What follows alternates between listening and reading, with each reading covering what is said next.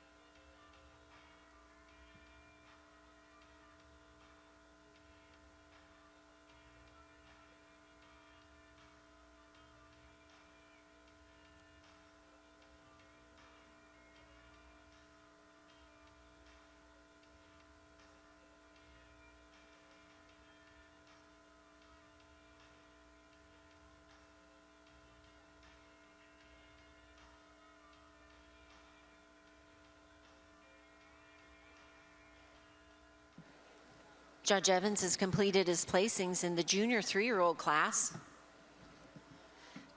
Our second place junior is entry 1738. That is Rustic Creek Ringer Skittles, exhibited by Edwin Gonzalez from Grove City, Minnesota. Our first junior is also third in the class, and that's 1745, and also receives the Best Udder Award is M.M. Reynolds Winnow, E.T., exhibited by CCOE and C. Feltman and B. Smith from Norwood, Young America, Minnesota. Second in the class is the best bred and owned animal, and that is 1744, Barview Reagan Barbie E.T., exhibited by Eartham Farm from Wanamingo, Minnesota.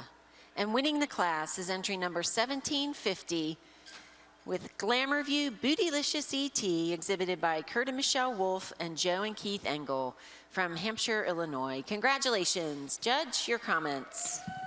Well, you guys there in the crowd, you must love the view that you have right now, because all the way down the line, just tremendous mammary systems. We started off the class today in a close placing on this top pair, but we're certainly going to give the advantage to the first place cow in her frame. She shows so much more mass through that midsection. She's more open in her rib structure. When you get behind her, she has so much more barrel than the cow we have in second, so much more depth of heart than the second place cow. More for us today, she's a tickle wider through that rear udder attachment for us, taking nothing away from the second place cow, a cow that's just dripping dairy. You love the length of neck on her, the length of body. I will grant she's a little bit nicer in the forwarder than our first place cow, but just lacks that mass, the width, and the power to get up in the top spot today. But it is her dairy quality that gets her over the cow in third. She's longer and leaner through that head and neck, so much more feminine in her hide, cleaner down through the hock, showing more flexion to her hock when she's out on the move than the cow in third. The cow in third, we did make her best udder in the class. Just a tremendous mammary system on this cow, and it is that advantage in her front end that gets her over the cow coming out in third. She's fuller in the crop, she's higher in the chine. I prefer the way that elbow fits into the body wall compared to our fourth place cow, while also just showing us more width through that rear udder than the cow we have coming out in fourth. The cow in fourth, another beautiful mammary system, and it's the quality to that udder today, the depth of seam that we have, the way that forwarder blends into the body wall, especially on that right side, compared to the cow coming out in fifth over six. Just a cleaner cut kind of cow, more so than the cow in six. She's a lot fuller up through that front end. She blends smoother through that front end than the cow we have coming out in six, while also just showing us a little bit more quality down through the bottom of that crease. A great class all the way down the line. Congratulations.